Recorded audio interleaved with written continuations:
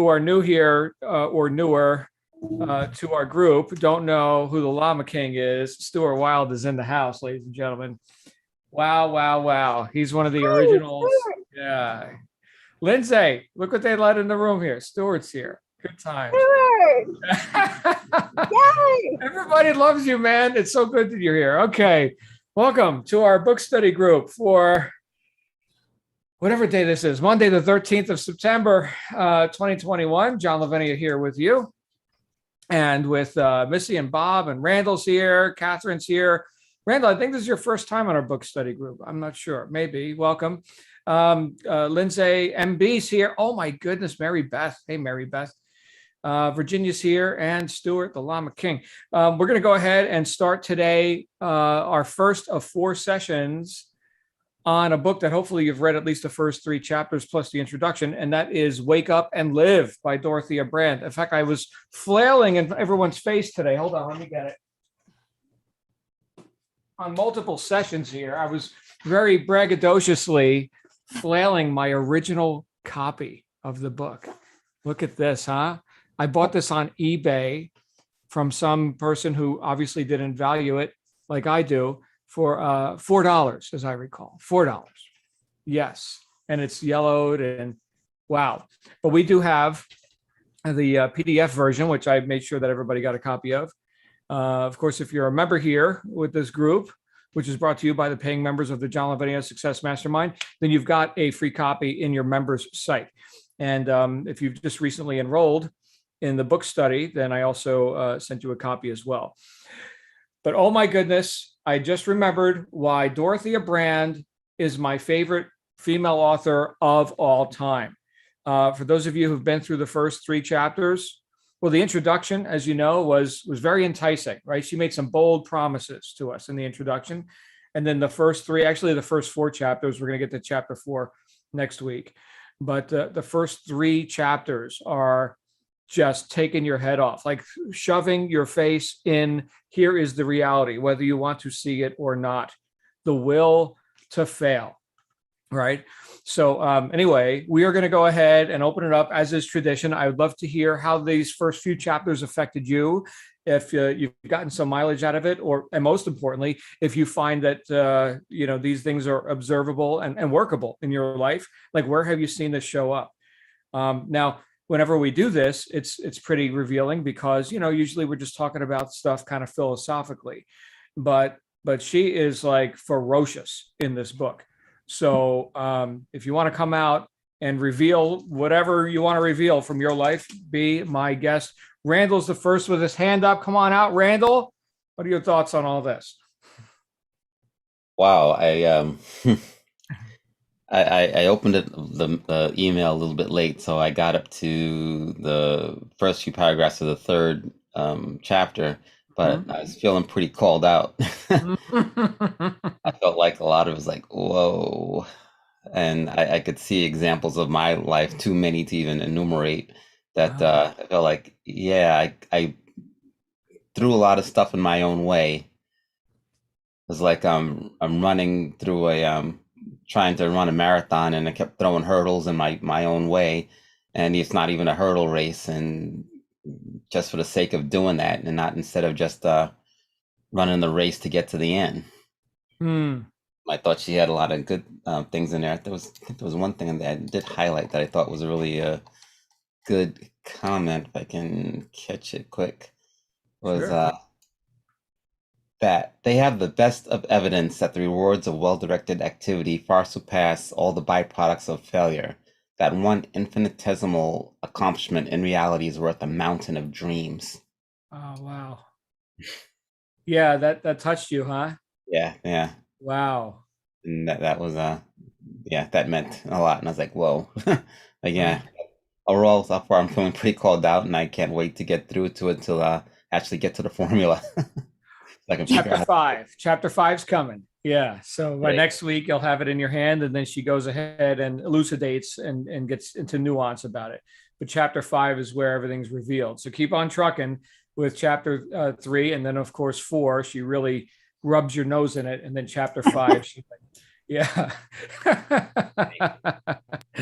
Missy likes that. Glad you're here, Randall. Missy and Bob, you've got the floor. Come on out. Well, I wanted to say that, yeah, she talks turkey and she doesn't fool around and she doesn't pussyfoot. I But know you would love this. Your Italianness, right? Is like, oh man. well, you know what? Can I just say though, I loved having it shoved in my face because I have been hiding from myself for many years, and it was easy because there was for 20 years there was a disorder still going on, and so that makes it easy to hide behind that. But I find it empowering to say in front of a whole group of people, I have been a failure. I don't find it frightening, hard to say. I prefer the truth over, unless you're trying to keep from hurting somebody's feelings. The truth is always best. And she, bam, got me between the eyes, but it was a happy punch.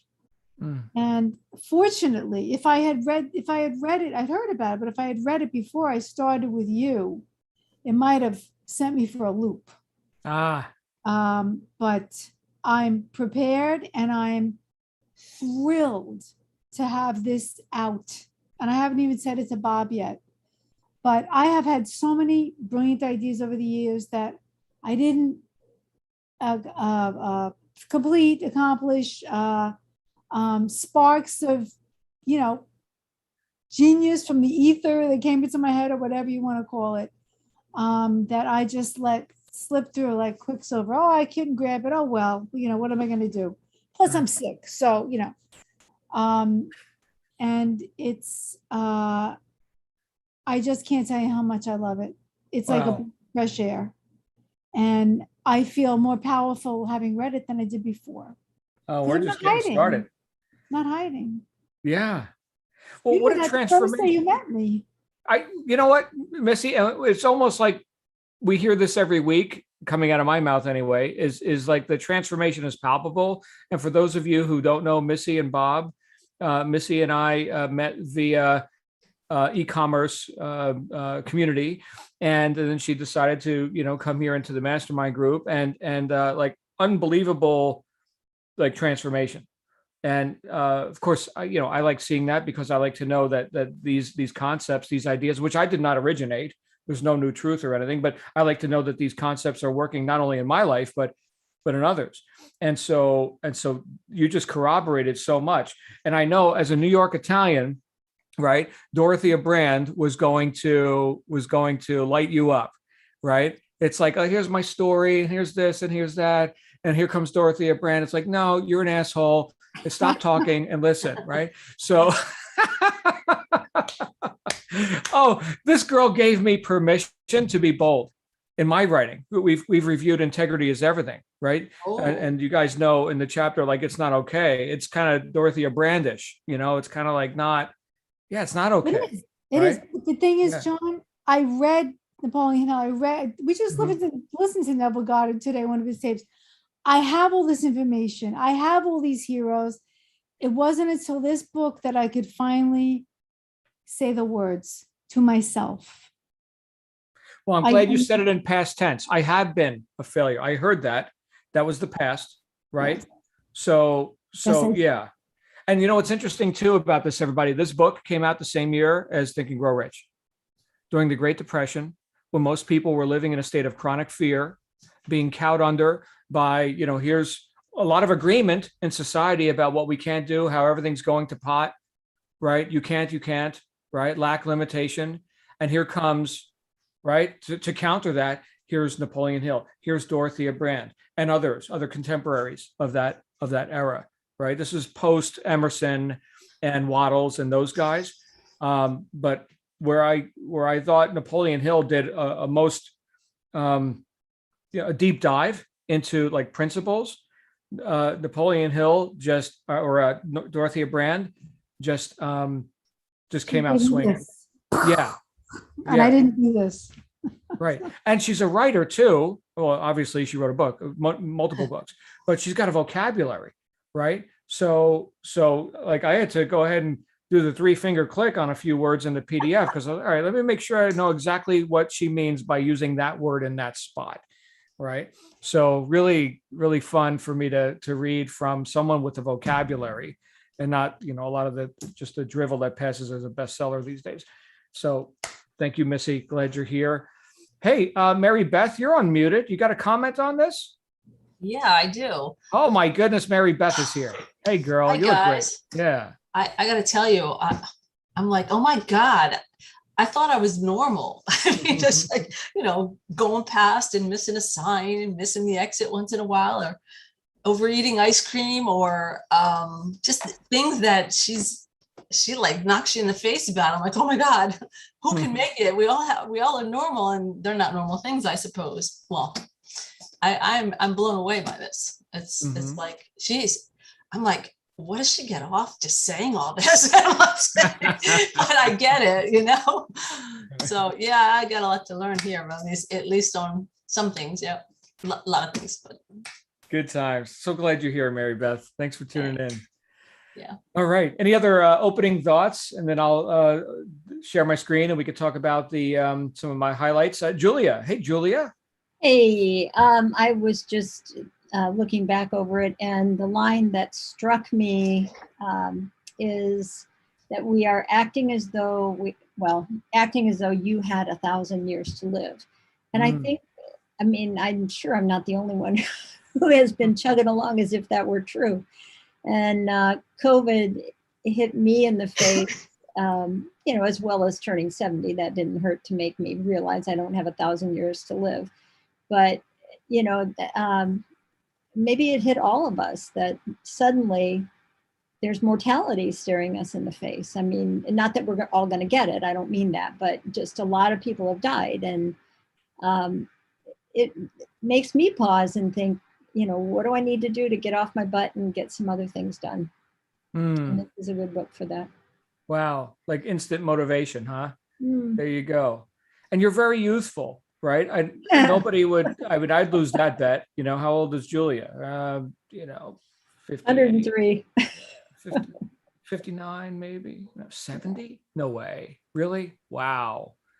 Well, that's the second time this week I've been shocked by the youthfulness of our members. Not that you're youthful, but that your chronological years are way higher than what I would expect. And I know that's all very good and right to say to a lady. Okay. So I'm being good and right.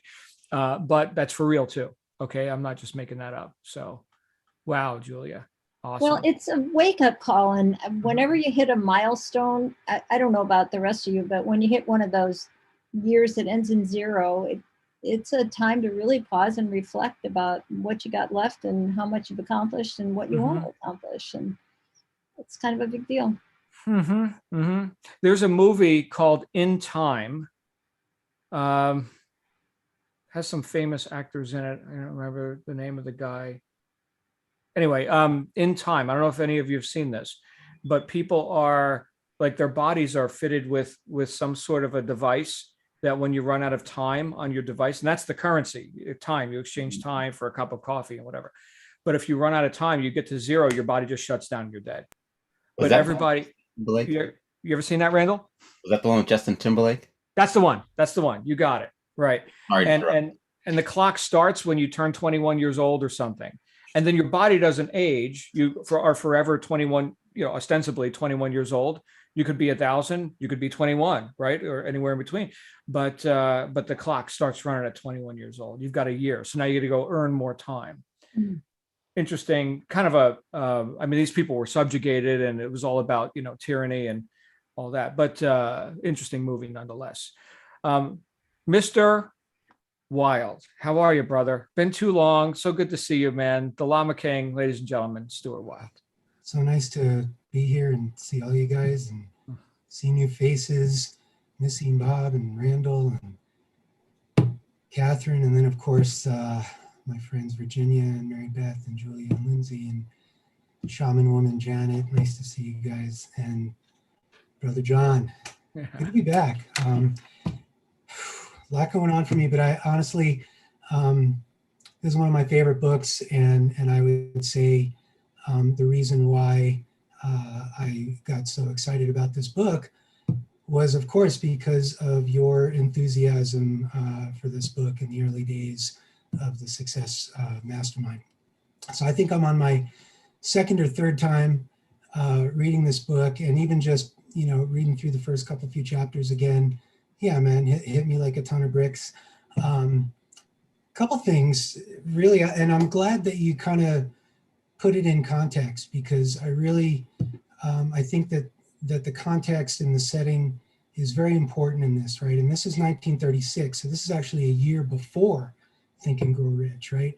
And like you're saying, this is, just a few years post-depression. People are struggling, people are in despair, and really this is the beginning of the self-help movement, personal empowerment movement, which came out of the New Thought movement, right, which was sparked by people like Emerson, and which came out of the spiritualism, if you would, of the late 1800s, where everybody was interested in talking to the dead and clairvoyance and mesmerism and hypnotism and things like that. And so, out of all that evolves this concept of you can rise above your circumstances, you can change your life, change your standing and your status, right, by the power of your thoughts, by the power of your mind, right? And as you mentioned, Waddles and, the dozen or more authors that, were really prevalent at this time. And I think what I really like about Dorothea Brandt, and part of it is, I think, this straightforwardness, but and as much as I love Napoleon Hill and Think and Grow Rich and many of these other authors and books that we read, there's really something, I don't want to say simple, but straightforward. And one of my mantras that really has come out of my relationship with you, John, and reading this book, right? And I don't want to get too ahead of where we are in the book, but the act as if concept has been really one of the most powerful tools for transformation in my life and in my experience, right? And so I know we'll get to that later, but just where many other authors, I think, allude to a secret or the principles, and you almost have to dig through stuff and figure out, like, what the hell is the secret? What are you talking about? And this is really so straightforward in that sense. And I know in the first chapter or so she talks about the formula, right? And kind of, has a little teaser about her formula for success, but she comes right out and says it. Whereas I think some of the other authors, you almost have to really go back and with a fine-tooth comb to really get it. Whereas I really like the straightforwardness of this. In the intro, and that I never let a good reference go to waste or a word that I don't understand, just like you. And so she drops a reference to, who is it? F.W.H. Myers. And she says that she's reading a book called Human Personality by F.W.H. Myers. And she has this epiphany, right? And it almost sets her off on the writing of this book. And this guy, Myers, was one of the founders of the British Society of Psychical Research. And he died in 1901, and this book, which is a classical treatise, it's like 1,300 pages, essentially on life after death, hypnotism, mesmerism, some of the first references to autosuggestion that I'm sure Napoleon Hill got some of his chops from. And the rest of the title of this book is Human Personality and Its Survival of Bodily Death, right? So this is really this concept of,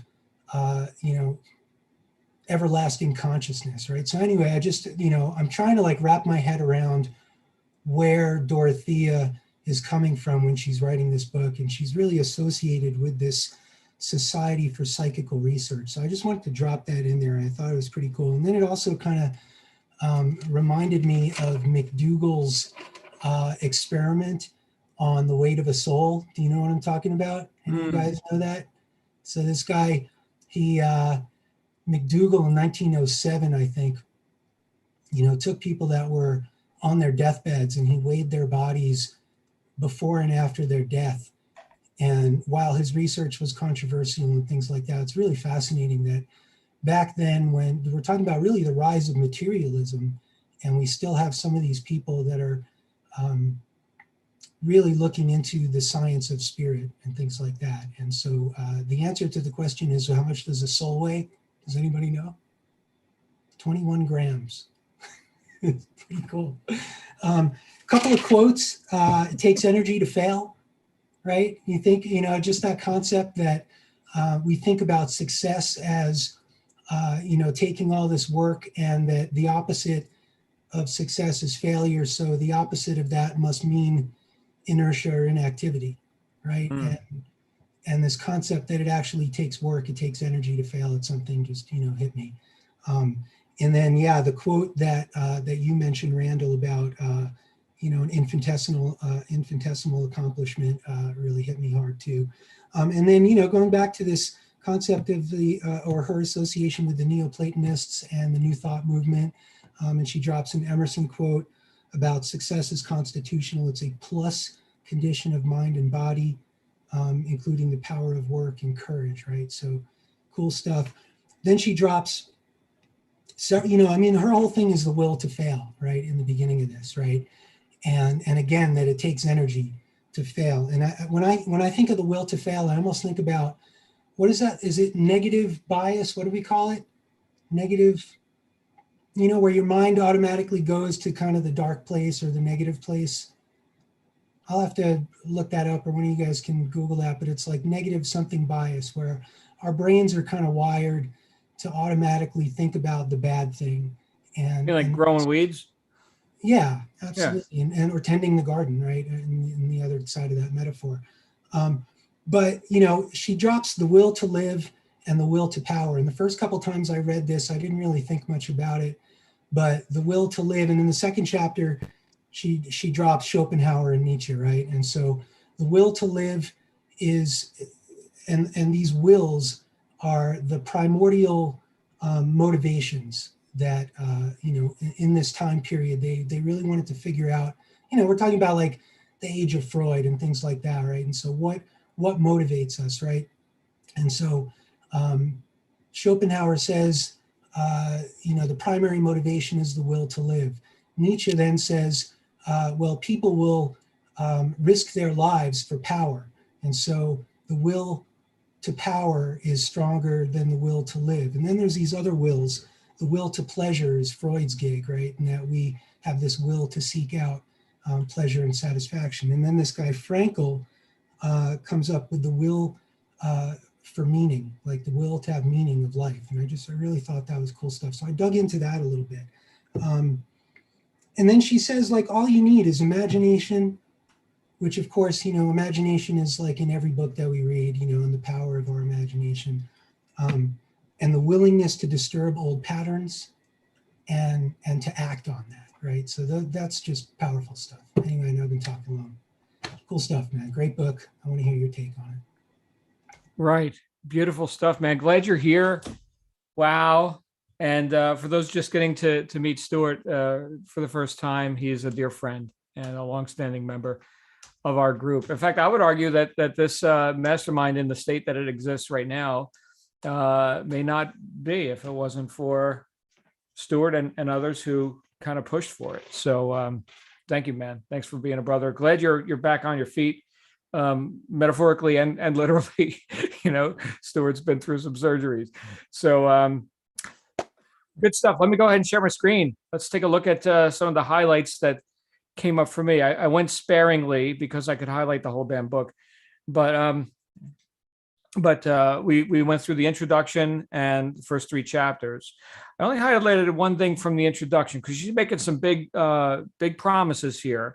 But there was one thing that she talked about, which was an example that I think flies in the face of a lot of excuse making, not just for ourselves, but also for the other people who we may or may not know that we're affecting. And so here she talks about the man had gone home and quietly ended the exploitation of himself by a temperamental sister and had made arrangements to resume evening work in a line that he had abandoned at his sister's insistence. So she was kind of a parasite on him.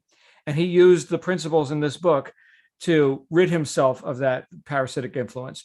To his astonishment, his sister, once she thoroughly understood that he refused to be handicapped longer, had seemed to wake from a long period of peevish hypochondria and was happier than she had been in years. Isn't that friggin' amazing?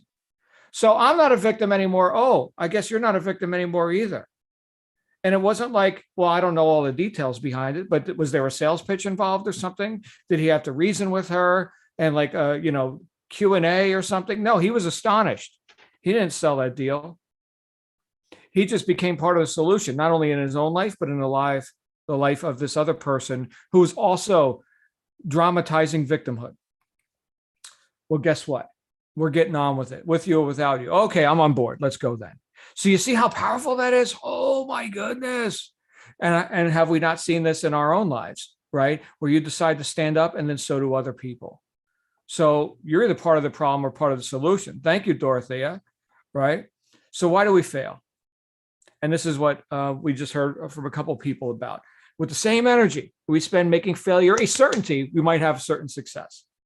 I will tell you what, it is a lot of work to be a failure, to be broke, right? And to be always making excuses and like to be late on the bills and whatever the situation is, right? That is a lot of effort. We're going to pay the price, one or the other, right? I say, let's pay the price of success. But here's, she coming right out swinging, Missy, right? Here's this guy who had, all these things that, he could have done right, but, he went the wrong way on the road and this and that. Should we praise him for being properly philosophical about having lost his opportunity? No, we should think he had acted like an imbecile, right? So no, we're not mincing words here. Okay. No, you're an imbecile. Okay. Do the right thing. And you know what to do. You just didn't do it. We can massage it or whatever, but we're only prolonging our own unwillingness to confront the facts and what is actually occurring in our own lives. So when we look at what Stuart was just talking about, a powerful struggle must be waged against the forces of life and movement in order to remain inert. And when she said that, I was thinking about, like this current, like this river, and it's moving, and we could say that's life. And we could say, here are the currents of the universe or whatever moving lifeward. And here I am standing still. I'm remaining inert. You know how much work that is? Anybody ever get like, up to your waist or whatever, or up to your shoulders in a river? Like that is so much work to try and be inert. And yet it's not objectively, like, we can't see that you're in the river and you're fighting the flow. Okay. And yet, right, how many of us have exhausted ourselves with trying to maintain some illusion of stasis or whatever that, who is that even serving? Is that even serving? Who's that serving? She goes into it in future chapters, right? About the victims of the will to fail. Then why do we fail? Especially why do we work hard at failure? Because beside being creatures subject to the will to live and the will to power, we are driven by another will, the will to fail or die. Now, I've done a bit of study in this area, and there is a point, because we all have wins and losses in life, right? And what I found is that when I attempt to deliberately fixate my attention on here's the wins, here's what is working, here's where I'm going, right? Then I tend to be motivated, driven, higher morale, and certainly, when my emotional state is higher, so are my statistics, so are my production. But a lot of people have succumbed and got to the point where they are actually moving deathward, right? Where, at this point, it's just a matter of, maybe I can just survive a little bit longer, or if that's even important, right? What's the use, right? Apathy. There's no point in trying, right? But let me put on a front just because, it's somehow socially agreeable or something. Pretty pathetic, really, in the truest sense of the word. Okay, but this will to fail or die, and she elaborates. She goes on. Of course, you all read the chapter. Hopefully, you did.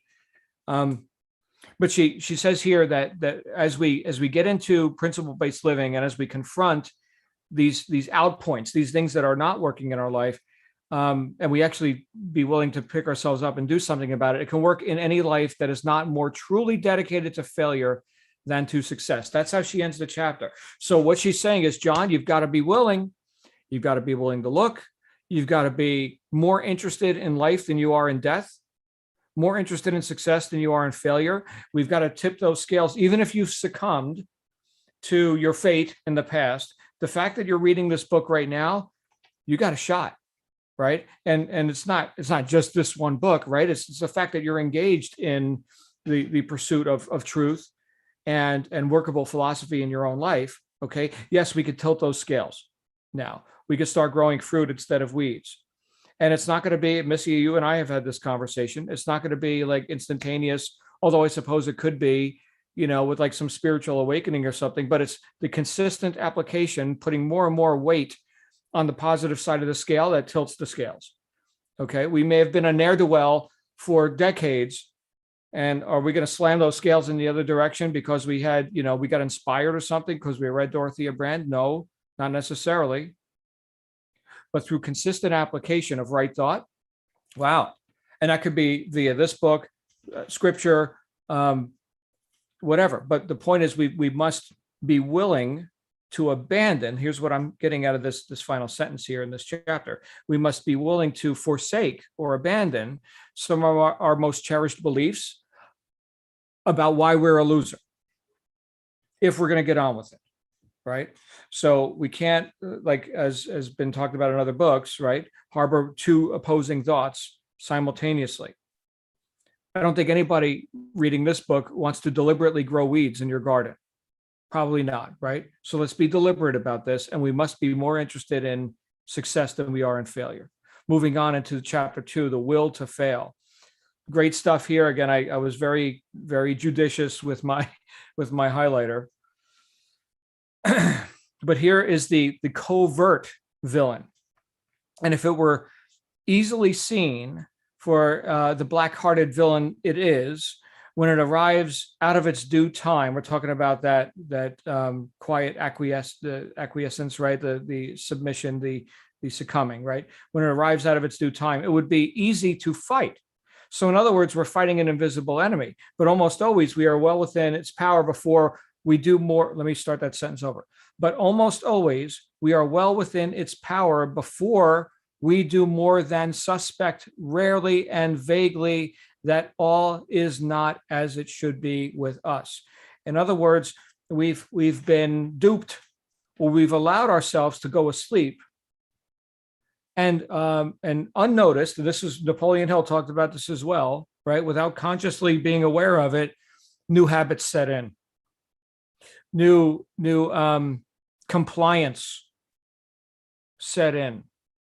Now we can see this in our own selves, right? With how we conduct our own lives. We can also see this in more of a macro sense with societies, right? The chipping away of self-determinism, liberty, right? And all this, not to get into a conversation on civics, although this book is very much about civics.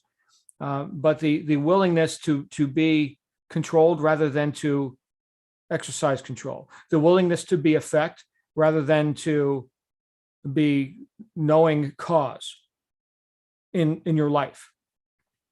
That's what she's talking about here. And it's so subtle. So just like success can take a while to build up the positive side of the scale, failure can take a while to become habitual. But you don't have to practice growing weeds in your garden. They'll grow anyway. Interesting. For me, that was very interesting. The substitute activity. So here we're talking about deferring till later. And you know what? I'm going to go on this other agenda. And now, you know what? That agenda is gone. Maybe my kids are grown. I'm an empty nester. Personally, I'm not. But the substitute activity at which we had been so busy is taken remorselessly away from us. And we are sick and terrified at the idea of turning back to take up the long abandoned plans. So here was our best thinking 20, 30, however many years ago. And now we're confronted with, you know what, that time is gone, right? Which we pissed away, right? Hopefully we did some resourceful things too. Okay. But now the calendar says what it says. And now you're confronted with, you know what, that opportunity or that busyness just evaporated. And now you get right square in your face. Here's what you haven't done. Are you going to revisit that? What's the likelihood that we're going to go back and we're going to say, you know what, now is my time, regardless of what the calendar says? We've got to be bold in this. And I think that's why she's so bold in this book, is because for us to apply, you know, these attitudes, we're going to have to be willing to get a little bit unreasonable here, just like she is, as she's offering us an opportunity to really confront our own BS. It says here, don't mention my failure to me, we tacitly plead. Tacit means unspoken, okay? Don't mention my failure to me, we tacitly plead, and I will never let the hint that you are not doing quite all I should expect of you cross my lips.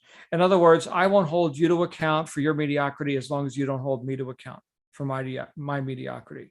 Again, here's the agreement, the tacit consent that we can all be on the slow boat to nowhere together.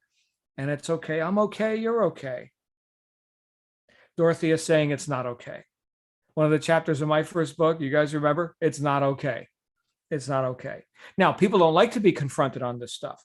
People don't like to have their attention put on, you know, the fact that they've just been running a story the whole time.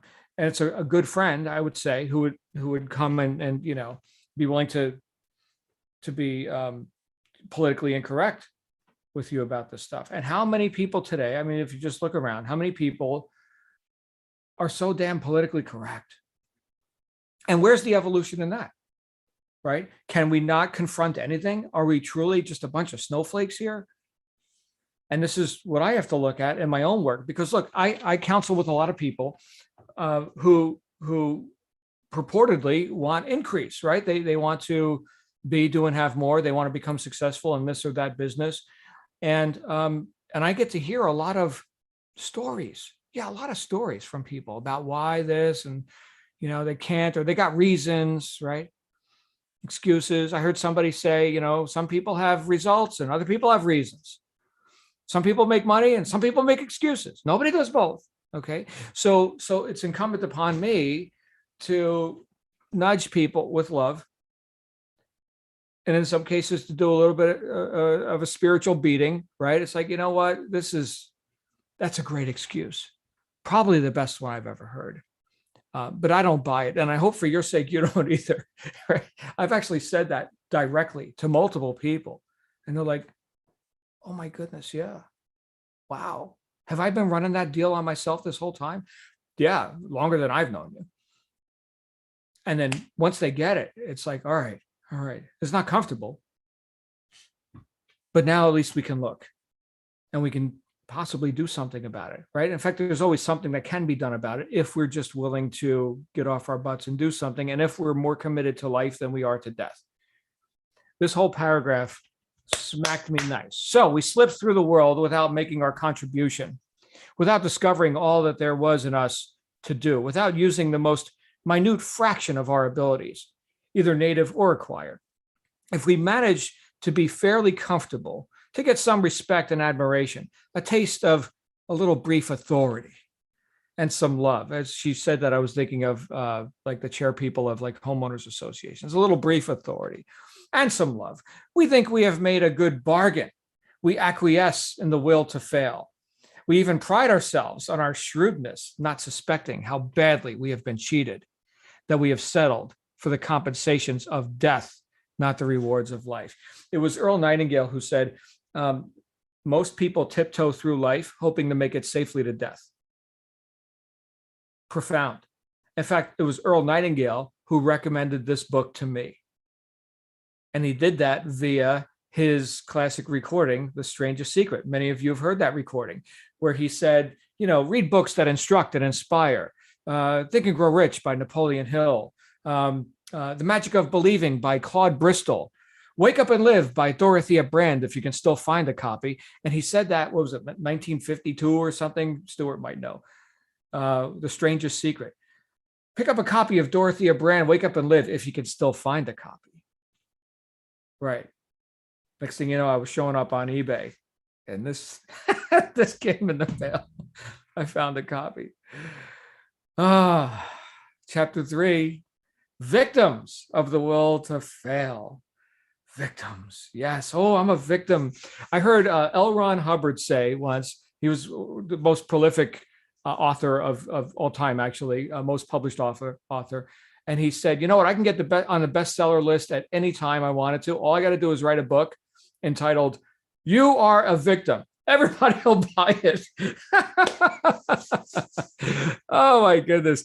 All those in the grip of the will to fail act as if they had 1,000 years before them. Thank you, Julia. All right. Julia reminded us of that. I have pissed away time like I am immortal, man. Like, my goodness. And you know the magic word for all that: indecision.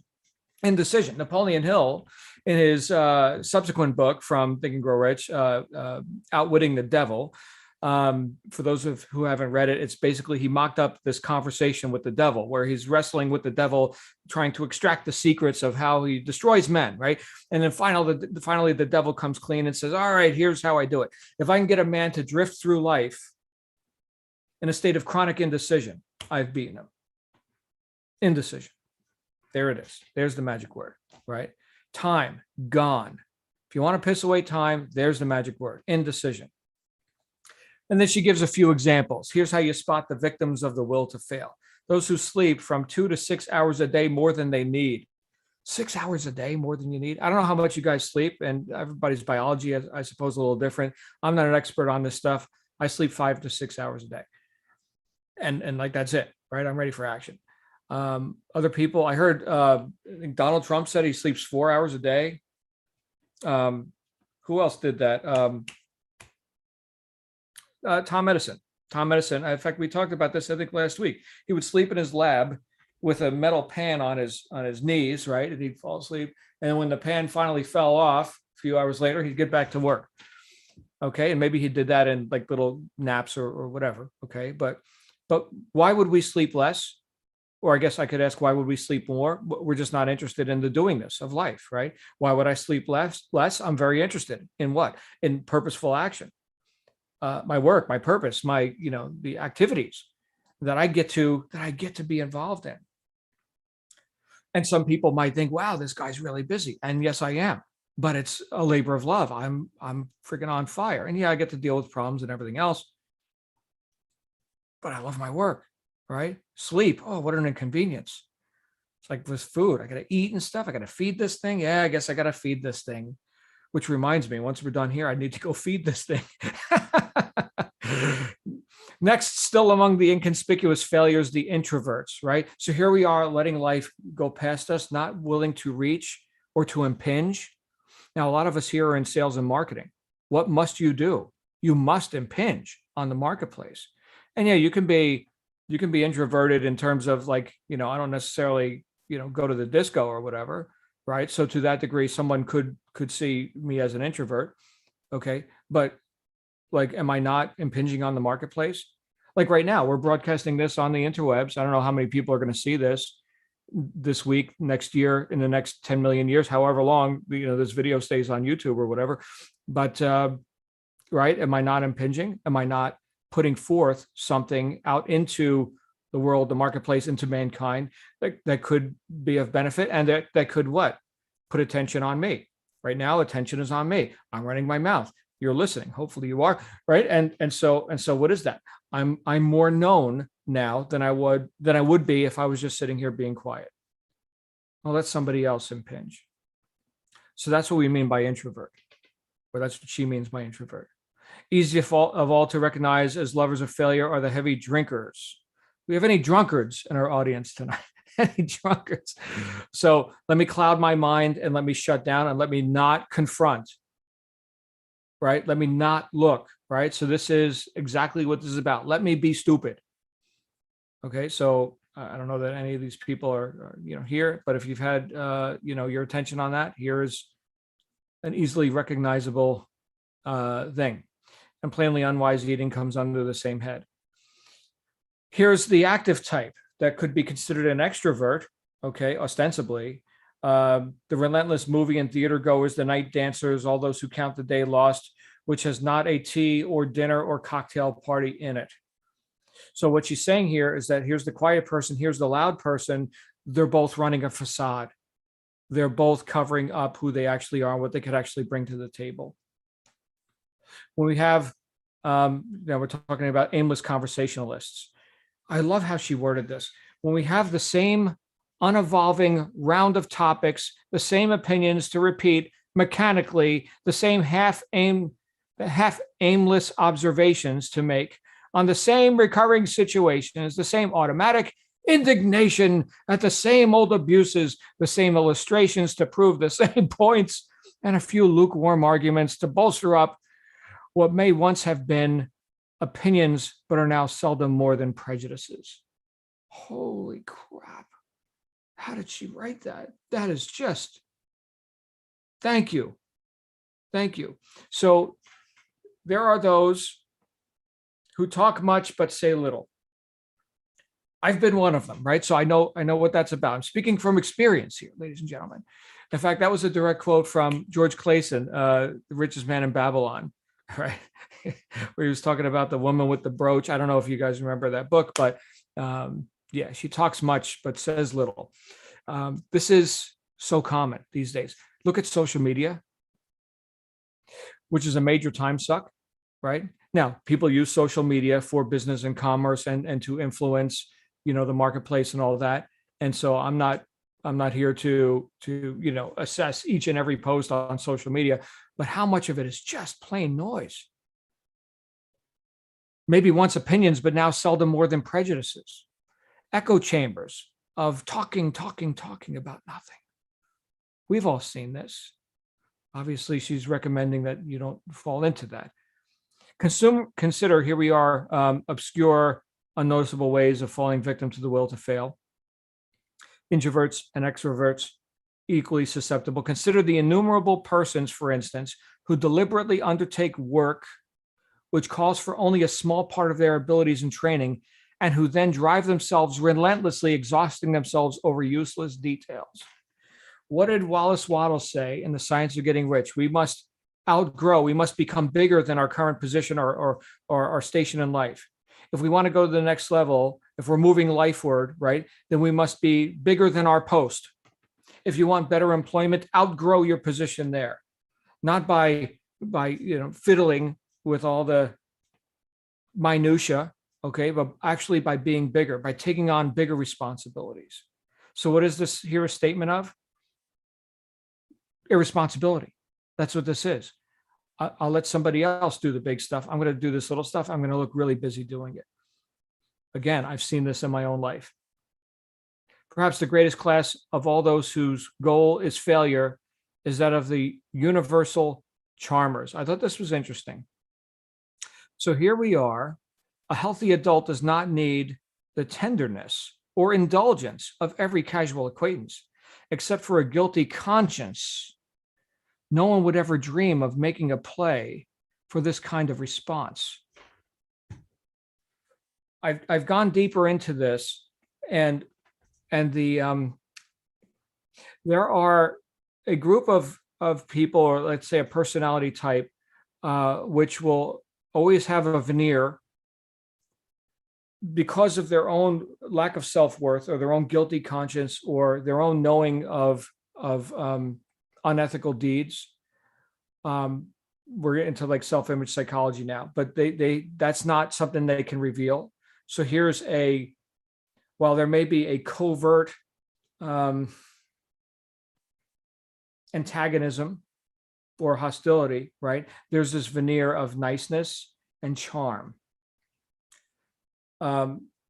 It's pretty tricky sometimes. If you guys want to go deeper down this rabbit hole, I can recommend some stuff for you to study. It's not here in this book, but she just hit on something really, really big, really big. And this doesn't just affect the individual. It definitely affects other people who are in their environment, unless they're aware of it, right? Unless they can see under the veneer, right? See the real, being for what's going on.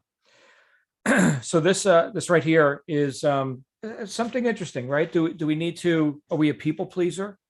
Are we we just worship agreement from everyone else? That's a very telling condition to be in, right? Really, you need validation. Is that what you need? You need to be everybody's friend. Again, Trump comes up in my mind because this guy's had a major impact in the business world. And I remember something he said where I don't care if my employees like me, but I demand that they respect me. I thought that was a very insightful thing to hear come from someone who's as big, a billionaire and entertainer, and now of course his political career. Wow, right? So it's not about your agreement, you like me or whatever, but you'll respect me, right? We don't have to have coffee or play golf or whatever, but we're here with a purpose. So no veneer, right? No political correctness here. And I just, and I'm going to shut up. These are the last two paragraphs, then we get into chapter 4. And thank you guys for being a part of this conversation, because every time I read this and every time I get these reminders and I get to share them with you, I do so in a way that I intend that you can use them, which means what? I need to understand this stuff so that I can use it too. Otherwise, what the hell am I talking about? The fritterers and players and the drudging workers are bent mainly on deceiving themselves, on filling every nook and cranny of their waking hours, so that there is no spot where a suspicion of futility can leak through. In other words, let's tighten this up so tight that we can't see what's really happening. And at night, of course, they're either still hard at play or too exhausted to consider realities. Yet such victims present a dreadful spectacle when once they are plainly seen as insane misers, stuffing a senseless accumulation of trash, odds and ends of sensations, experiences, fads, and enthusiasms, synthetic emotions, into the priceless coffer of their one irreplaceable lifetime. Like a pack rat, gathering as much shit as we can and hoarding it into this precious little spot that we have. Like somehow that's our prize. Here in Arizona, we have actual pack rats, right? And sometimes pack rats nests are discovered. They usually like to make nests under like prickly pear cactus and stuff. And it's just garbage, like all kinds of garbage. And that's how they live. Whatever the ostensible purpose may be, ostensible means what you can see, what you can look at. Whatever the ostensible purpose may be, it is plain that one motive is at work in all these cases. The intention, often unconscious, to fill life so full of secondary activities or substitute activities that there will be no time in which to perform the best work of which one is capable. The intention, in short, is to fail. That's pretty damn accusatory, if we're willing to look. And you can own whatever part of that you want to own. I've had to look multiple times. Now that we're reading it again, because it came up on our list, I got to look again. Where have I bought my own BS? Where have I bought my own excuses? And I do. And big is the person who, like Missy, who can come out and say, you know what? Here's my transgressions.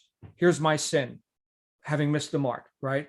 And having been okay with it, and having told you I was okay, and having gone into agreement with you that it's okay for you too to continually miss the mark. You know what?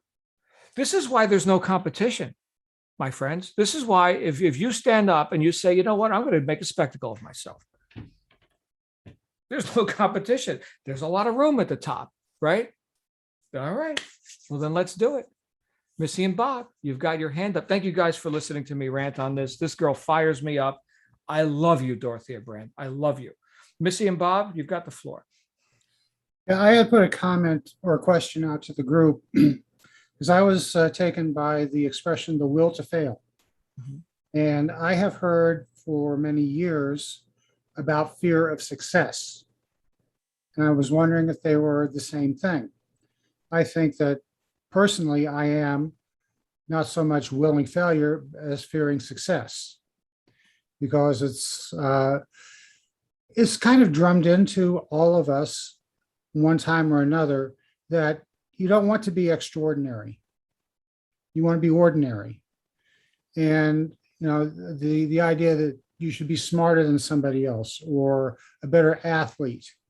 There's this tendency, particularly in our society, and it's accelerating in my estimation, to go to the mean, regress to the mean, be as mediocre as possible, and don't succeed. What we admire is success, but what we root for is failure, because we don't want people to be too successful. It's just not fair. And I wanted to list from the group, and Randall was good enough to answer the question. I was blown away by his erudition, so it was a well answered question. But others in the group, do you think that we have not so much will to fear as fear of success, or is it the same thing?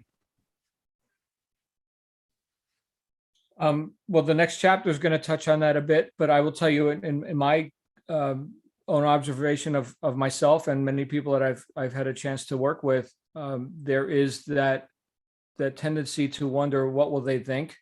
In other words, if I leave the herd, if I do make a spectacle of myself, what will they think?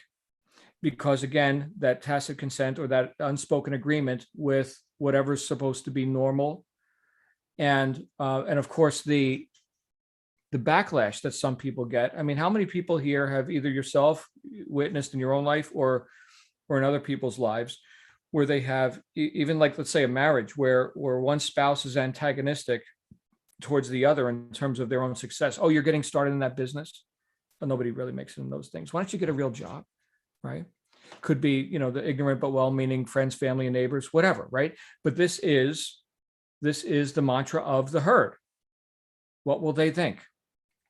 Right. And so if I go into a state of disagreement, and what this book is telling us to do is to go into a state of disagreement with whatever so-called normal, right? Or I'm okay, you okay? No, it's not okay.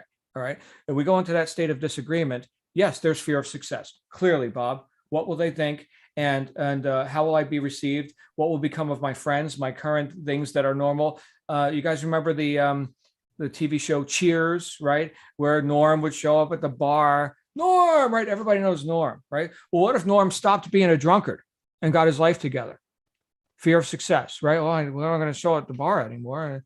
In fact, Bob Proctor, a lot of us have studied, and we're going to get to Randall. A lot of us have studied some of Bob Proctor's work. Well, Bob Proctor used to be a drunk, right? And he looked around the bar one day and he said, "There's all drunks in here." And then he looked at himself. And I'm one of them. And he put the drink down and he never went back. And then he made another comment. He said, "They don't even know I'm gone." Oh my goodness. I don't know if that directly answers your question, but there's different, and I think you've studied some of this, Bob, right? You know a lot of stuff. Different ways that the fear of success shows up where we're holding ourselves back. I think a lot of that comes from the self-image of maybe having done wrong, maybe, and this is where clean hands come in, right? So I'm not going to reach if I think I'm going to hurt you, right? If I think I'm unethical or something, I'm going to hold myself back, unless I'm a sociopath or something, right? But a lot of people harbor like inferiority complexes, and that would be, I think, something that could contribute to the so-called fear of failure, where someone doesn't execute, doesn't impinge, doesn't reach because of how inadequate they feel about themselves. Perhaps that's where we're going with this. I'm not sure. Randall's got his hand up. Randall, please, your thoughts, sir. Yeah, and what I said to Bob was that the two may as well be, because one may argue that the will to do something is stronger than the fear. Mm-hmm. But I suppose one could also argue it vice versa, that the fear of doing something is stronger than the will to do it. And what you were saying comes to mind, the idea of crabs in a kettle, like the slowly boiling pot, and one crab decides it's going to get out of there, but the other crabs pull it back down, and that we kind of fear of success because if we do become successful, the rest of the crowd's just going to reach up and try to grab us back down anyway. So just want to be part of the crowd. We don't want to be the one trying to make waves and get out of that situation, Hmm. so to speak. Yeah. Right. Well, that could be part of it too, is like, people who have a big impact, right? I mean, they nail those guys to crosses and stuff, right? I mean, do you want that much attention on you? So, yeah, another interesting consideration. Bob, your thoughts?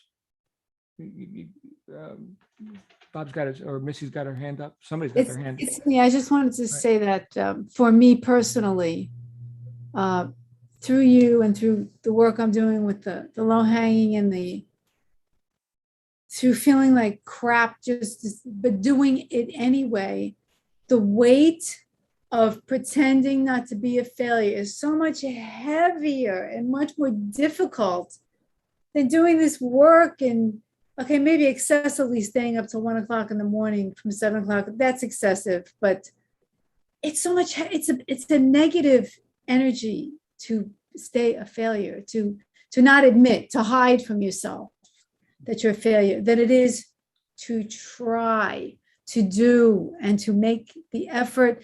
And you're a success, thanks to that quote, success is perpetual movement toward a worthy goal, something like that. But it's such a progressive realization of a worthy ideal. Thank you. And so that gives me the courage every day to keep going, whether I can get on Gear Bubble or not. I'm Oh, still going. don't go there, Missy. No, it's just, but it's just part of it. It's so much lighter to admit the truth and to just move on and start again than it was when you pretend anything to yourself, that is 1,000,000 pounds, and you can't carry it. And the longer you carry it, the sicker you get. And I'm living proof of that. So don't do it. Amen. And there's a lot of sick people and a lot of sick demonstrations going on. And it's not just modern times. I mean, this book was written almost 100 years ago. And, a couple thousand years before that, there's the Bible, right? Talking about just the same truth. There is no new truth, right? So thank you, Missy. And yet you seem lighter, right? What a relief to just say, you know what? I haven't really fulfilled my potential here, right? There's so much more I could be doing. Have I held myself back? And what excuses have I given myself for that? We're going to get into this next week. Chapter 4, 5, and 6, everyone. 4, 5, and 6. So chapter 4 is the final chapter where she's taking your head off. And then chapter 5, she'll give you a Band-Aid. So get ready for chapter 4. And then chapter 5, it all comes together, and then we'll go on from there. So 4, 5, and 6 over the next week. Any other thoughts before we wrap up tonight? We've been talking for 1 hour and 3 minutes. That just happened. It's all. Thank you, John. Thank you. Hey, thank you, MB. Glad you're Really here. appreciate it. All right. Glad you're here. Any other thoughts? Last call. Very good. I love you guys. Thanks for being here. Remember, you can invite a guest, jlsuccessmastermind.com/books. And of course, this is all brought to you by the paying members of the John Lavenia Success Mastermind at jlsuccessmastermind.com. I will see you guys real soon. Make it a great night. Bye for now.